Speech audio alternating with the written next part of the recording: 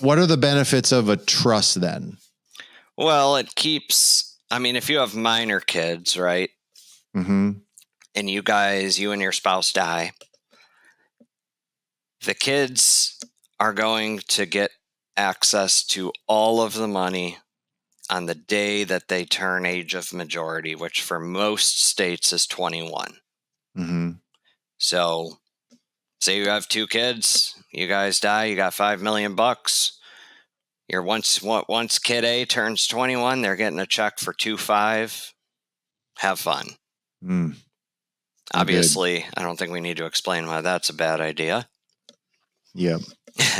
The other huge benefit of a trust is protection of your assets as far as keeping money in the family. So let's say, you and your spouse die, the money goes to the trust, which I should say, assuming you and your spouse are the grantors of the trust, it would become irrevocable at that point if you're both gone. Mm-hmm.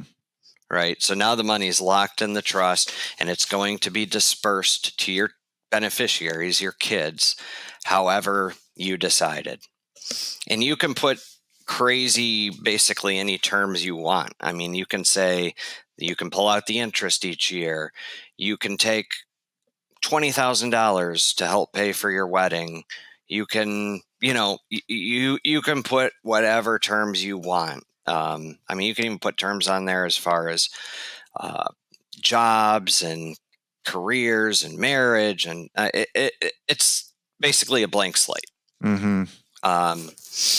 But anyways, if So you die without a trust, you and your spouse, your kid inherits the money, even if they're responsible with it. If they get married and then get divorced, oof.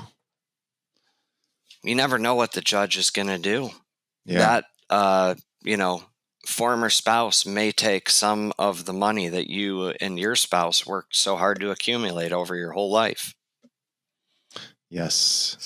Now, if you have a trust and the same thing happens, that spouse is not really generally going to get anything because your kid doesn't own the money. Your kid is the beneficiary of the money.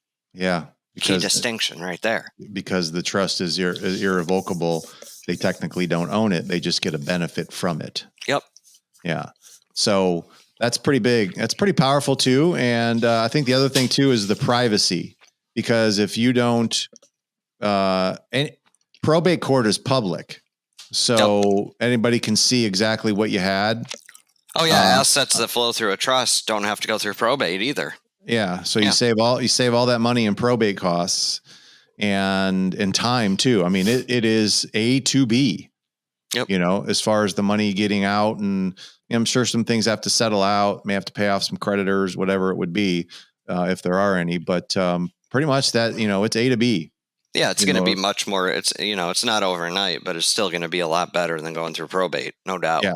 Oh God. We've heard cases of people 6 months, a year, 2 years, of going through probate court. Probate's not quick. It's taxing, it's time consuming, it's public, and a trust will help avoid all of those things. Plus, I think a trust helps avoid, anytime money goes through court, it becomes a family affair. Mm-hmm. People fighting over it. Trust, I'm sure people will still fight over it, but the terms are set and they're clear for all to see. It's probably a little bit more difficult. Less fighting. It's probably more difficult to challenge, because you can probably write in the trust, if blank puts up a fight, they are completely disinherited. So they better be careful.